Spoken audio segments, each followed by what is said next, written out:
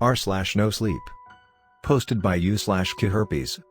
I found a trail behind my grandfather's house where nightmares come true. Part 1. A few years ago, my grandfather went missing. I moved into his house immediately, and, when he was declared legally dead after a while, I ended up inheriting it. It would lead to a terrible experience, one that I barely survived. For months after his disappearance, I had the same recurring dream. My grandfather, Chester Middleton, would be standing in the corner of the fields behind his house, his back turned to me, the night sky a gray-black and covered in clouds that rushed by, as if they had been previously recorded and now the video was played on fast forward. He had gone missing a few months ago, and there had still been no sign of him or his body being found. "Grandpa," I said, walking up behind him, shivering and barefoot. "You're back?" "Not yet, Johnny," he said in his usual slow way. It was strange to have a conversation with someone's back, and I had to lean forward to hear his quiet words. "But soon, I will be. You will find me and bring me home." "But how could I find you? It's so dark here," I said, squinting just to make out his silhouette. I moved closer to him. "You'd be surprised at what you can find if you go looking in dark places," he said. "And some of those things will also find you." He turned then, showing half of his face blown off, the teeth and bone below showing off his eternally grinning skull. "Look at how much they've changed me, Johnny. Look." He rubbed both of his gnarled, calloused fingers over his face, a gesture I had seen him do countless times. A waterfall of blood dripped down his body from his half-missing face, but the strange black soil where he stood drank up every drop instantly, leaving no trace at all. I awoke, screaming, covered in sweat. I ripped the covers off and jumped out of bed, pacing, looking out the window into the fields behind the house. I expected to see his shadow there, just like in the dream. But it was just dark fields, extending for acres. As time went on, this nightmare became a daily burden. I became afraid to go to sleep, and when I did fall into an exhausted slumber, I always woke up screaming. The dream became longer, and at the end, my grandfather would always point to a trail in the corner of the field, one that never existed as long as I had been living at that house. Sometimes it would start to rain fire, or the trees along the borders of the field would begin to drip red blood all over the ground.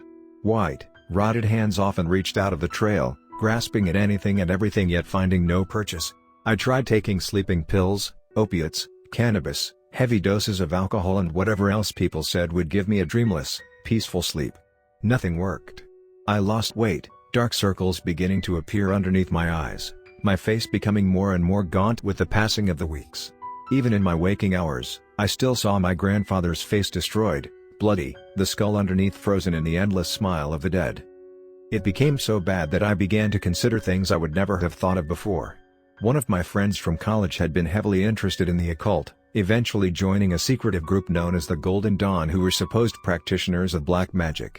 I called him up on FaceTime one afternoon, nearly hallucinating from sleep deprivation. The lights seemed much brighter, and I became tired after doing nearly anything. I went to work in a fugue-like state, and the days all blended together into one never-ending hallucinatory delirium. "Johnny, buddy, how you doing?" my friend Nathan said in a calm, detached demeanor he nearly always used. "You look a little rough around the edges." "Not good," I said, explaining how my grandfather had gone missing, and how my recurring nightmare of the secret trail had plagued me for weeks straight. "Is this the house that your grandfather left you? The one where the small, private graveyard was built on the border of the property?" I paused, trying to remember if Nathan had ever been here to visit me. My mind moved sluggishly, and memories came slowly to me now. Then I remembered that he had visited me once here during our first year at college. "How did you remember that?"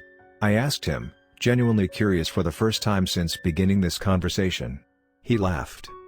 "Don't you know who is buried there? It is kind of famous, or, more likely, infamous," he said. I shook my head. "I have no idea what you're talking about," I said. "Well, it was long before either you or I were born. Back in the early 1900s, a farmer there killed his whole family one night. They were snowed in, and some people just think he got cabin fever. Maybe they're right, I don't know. His name was Harris McCune, and he went through the house, slitting the throats of his 2 daughters before moving on to his wife. None of them ever woke up or tried to fight back, at least according to the police. It's like they were all in a stupor or hypnotized, or maybe just drugged or something, I don't know. He ended his killing spree by writing a suicide note in his own blood. It was full of rambling and lunacy, talking about how he needed to protect his family from demons who lived in the fields. But he also said there was a secret trail back there that led somewhere else. Some dark, horrifying place, where the dead don't stay dead, and the dirt of the trail itself drinks blood, forever thirsty for more. I paused, waiting for the punchline. "Are you serious right now?" I asked. "How the fuck did no one ever tell me about the mass murder in my house? And how do you know so much about it?" "I grew up in this town, too," he said.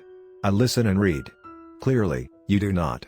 The history teacher at the high school knew all about it, as well as the members of the historical society. "I guess you just never asked the right questions or, really, many questions at all." "Is there anything I can do about it?" I asked. There was a long pause. "I'll talk to a couple of others in the Golden Dawn," Nathan said. "Maybe this weekend, I can stay over and we will figure out something." The rest of the week passed by slowly, but at least I had hope. I would see Nathan on Friday, and maybe this would all be over. I could finally sleep again without waking up screaming every night. I could finally be at peace in my own house. Things got worse Thursday night. I had the same recurring dream, my grandfather pointing at the mysterious, hidden trail in the trees, all weeping blood in an airily lit twilight world. I was standing in the field, when without warning, grasping hands latched onto my body, forcibly pulling my left arm while digging into my skin with fingers that felt as hard as iron. I shrieked in mortal terror, spinning around. There was a man in clothes that would have been in fashion around World War I, his teeth covered in blood, small trickles of it running down his chin. His eyes were burning in their intensity, his dilated pupils staring into my face with an insane sheen. "How much more must I bleed them?" he asked, his voice sounding slurred and slowed. He kept having to stop and spit blood out. "They told me if I bled them, I'd find peace." "How much more, man? I can't do this much longer. I cut their throats while they slept, I did everything they asked of me, so why? Why? Why?" Looking down at where he had grabbed my arm, I saw deep claw marks. I looked back up quickly at the man, stepping back. His fingers were, in reality, white bone, sharpened to dagger-like blades. Harris McCune turned, the back of his head showing, and I saw right into his brains. It looked as if he had put a shotgun or pistol directly in his mouth and blew the entire back of his skull off. There was an exit wound the size of an orange, giving me a perfect view of the gore that had once been his brain and skull. Behind him, I saw a middle-aged woman and two teenage girls. They all had their throats slashed open, gurgling and choking, their dilated pupils staring straight at me as waterfalls of blood ran down the front of their bodies. "I bled them for the blind god," Harris McCune said. "How much more blood does he need?" At that point, I woke up in my bed, covered in sweat. A stinging sensation in my arm caused me to look down, where I saw the slash marks from his razor-sharp bone claws on my left arm. Nathan ended up showing with another woman I had never met before. He said she was a third-order magus, and one of the leading practitioners of both black and white magic in the southeastern United States. None of that meant anything to me, but I was glad I was no longer alone dealing with this nightmare. Nathan always reminded me of some German super soldier, a topic I made jokes about with him. He stood over 6 feet tall with blonde hair and blue eyes. He was a clear gym rat at that, with huge arms and a thick chest. In contrast, the woman standing next to him was much shorter and older, though she didn't appear to have a wrinkle on her middle-aged face. Her hair was pure black and her eyes were wide and blue. "This is Nora," Nathan said. I went to shake her hand, but she walked right past me, looking out into the cornfields. "There is something different about this place," she said in an airy voice. I felt the need to roll my eyes, but I remembered that they had volunteered to come out of their way and spend the night simply to help me. And, moreover, I remember what desperate straits I was in. These people may be my only hope. And then she did something that sent chills down my spine. She pointed at the same spot my grandfather always pointed to in my dreams. "The universe is thin there. It is a point where some may cross over, or those beings from the astral worlds may enter into ours. I'm not surprised this house has been the scene of so much trouble. The killing of an entire family may have not been the cause of the thinning, but an effect. The dark spirits from the higher dimensions can use the weak minds of those afflicted by insanity, grave physical illness or lifelong addiction to do their bidding." She stopped, taking a deep breath and closing her eyes. I didn't know if this was part of some act or not, but I just stood there, watching and waiting. After a few moments, she opened them again.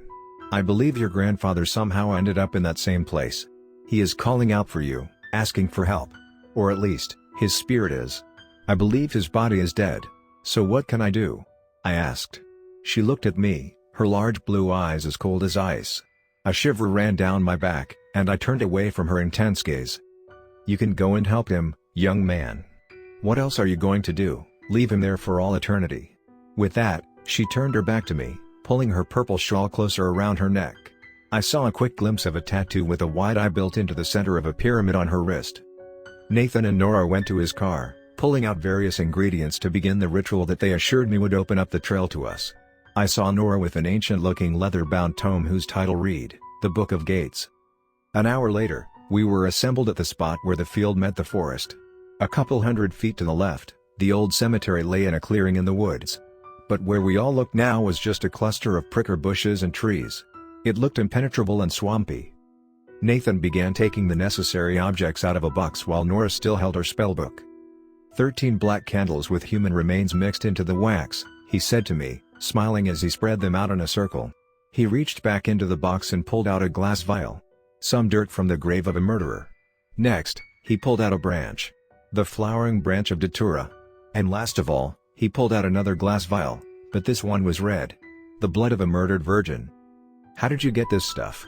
I asked him. He looked at me with a half smile. "Datura grows wild around here. As for the rest, ask me no questions, brother, and I will tell you no lies." Nora finally spoke, looking up from her spellbook at the moonlit sky. "The time to perform the ritual is running out," she said. "We must begin immediately. I will not recount here how the ingredients were used, as I do not wish to be responsible for anyone else trying to repeat the ritual. The horrors that ritual unleashed cannot be easily comprehended."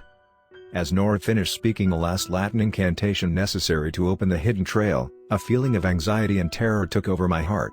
I wished I could just run away at that moment and never come back to this cursed house. But it wasn't just the house, I knew. My grandfather might be out there, and if so, I needed to help him. One moment, I was looking at the thick wall of bushes, ferns and swampland. As soon as I blinked my eyes, a trail was there with soil as black as obsidian. I took a step back, falling on my back as I tripped over a candle. It's okay," Nathan said, bending down to give me a hand. "The ritual worked perfectly. We have opened the pathway." I looked up, squinting and peering down the black trail. Everything looked strange. The trees were not native to this region. They had dark red bark, and thorns ran all up and down their exterior. Their leaves were curved into the shape of a scythe. And, strangest of all, they exuded a resinous sap that trickled down their bark, a sap that looked like thick, dark blood. Nathan reached into his pack, pulling out 2 pistols. He handed one to me, giving me his crooked half-smile. "Just in case," he said simply. I took it, making sure the safety was on. He handed me a simple chest holster as well, which I put on over my shirt. Nathan had an identical one under his jacket already, which he used to holster his pistol. Picking up his bag, he nodded at Nora and me. "All right, let's do this," he said excitedly. Nora shook her head. "You better tamp down your glee, young man," she said. "There are things along that trail that would drive you insane simply by looking at them. There are things that would suck your blood out or dismember you while you're still alive. Remember, we are only going to get his grandfather out of there, then we leave immediately. If he is dead, we will free his spirit. If he is alive, then we will grab him and guide him out. Understood?" Nathan nodded, apologizing sheepishly. "Keep an eye out, also, for what we seek. The bark of Zachm, the blood of an ancient one, and the soil from the endless stairs." I found this curious, but I didn't ask about it at the time. We started walking. The moment we passed through the threshold of the trail, I could feel it. There was a buzzing noise, like being directly underneath high-voltage power lines, and a smell like ozone filled the air. It wasn't unpleasant, but it seemed to indicate that whatever this place was, it was full of energy. As we walked further away from the threshold, I looked back, expecting to see the field and house in the distance. But to my surprise, there was only an endless, winding black trail behind me, leading into a group of desolate, rocky canyons that I had never seen before. Apparently, we were stuck here. Up ahead, I heard a chattering of teeth and a low, moaning noise. We came across a sharp turn to the right, and a massive tree stood there, hundreds of feet tall. It had no leaves or fruits. Instead, demonic heads hung from the branches, swaying softly in the wind. Their faces were flat and deflated looking, their eyes pure black or glowing red. They opened and closed their mouths slowly in time with the breeze, creating the constant chittering noise. It was as if they were freezing to death, even though the air was warm and humid. Nora put out a hand, stopping us abruptly in front of the tree. Beyond, I saw the black trail split into 7, some ascending and others descending. There were no signs or indications of which trail was the right one. "The tree of Zach," Nora said softly, looking at the strange fruit the tree produced. As she said its name, the eyes of the demon heads all turned to look at her. Their expressions ranged from fury to disinterest to obvious pain. Their sunken, emaciated faces then examined me and Nathan. "Do you know the way?" Nathan asked her. She shrugged, apparently unafraid of the horrific sight in front of us. "They know the way," she said, pointing to the heads. "We only need to ask them." I had my doubts about this, but said nothing. She stepped forward.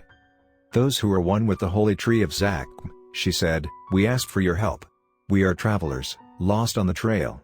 We look for one who has come here before us, an old man who came from the fields nearly 4 months ago. His name." She turned to me. "His name is Chester Middleton," I said loudly and confidently, stepping forward.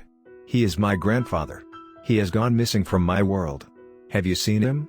At first, nothing happened, though the chattering of teeth stopped. Hundreds of pairs of eyes focused on me in the utter silence. Not a bird sang or an insect hummed in the stillness. All at once, the mouths of every decapitated head opened, and a voice emerged from all of them simultaneously. It was deep and gurgling. "We have seen the one you seek," they said in unison. "Give us a sacrifice of blood and we will tell you the way." I looked at Nora, one eyebrow raised. She nodded at me, holding out a dagger. "They want some of your blood to feed the tree," she said. I gaped at her. "Just a little. Just cut your arm or hand or whatever you feel like and leave a few drops of blood on the roots of the tree. They won't help us without a sacrifice from you, no matter how small it may seem. After all, you are the reason we're here." I took her ceremonial dagger, gazing down at the rubies and opals that adorned the handle, the curved blade with strange hieroglyphs marking its steel surface. I did as she said. Walking up to the tree, standing directly next to it, I realized just how huge it really was. I had seen the redwoods in California, and this was taller than any of those. Its black bark looked ancient, with deep gouges and cracks running up and down it as far as the eye could see. I put my left arm out where the trunk disappeared into the soil, putting a small slash into the top of my skin. A small trickle of blood ran down my skin, dropping into the soil below. As soon as it touched the dark ground, the earth sucked it in. The tree seemed to sigh with pleasure, the heads all smiling at once in unison, their eyes all looking down at me. "Your grandfather is on the 7th path," they said. 7, the holy number, the number of strength and mysticism. "Take no other path, unless it is death you seek. And you may find it regardless." Then they went silent, closing their mouths. A strong breeze blew down the path, and they began to chatter again, returning to their previous expressions of mixed pleasure, pain, fury and sadness. Nora stepped forward, taking the dagger back. She peeled a small piece of the black bark off of the tree, wrapping it in a silken cloth and placing it in her bag. I wiped the blood away on my shirt, returning to my group. We looked at the 7 trails. I wondered what the first 6 held. Without hesitation, though, we took the last one, walking forward to find my grandfather or whatever was left of him in this cursed place.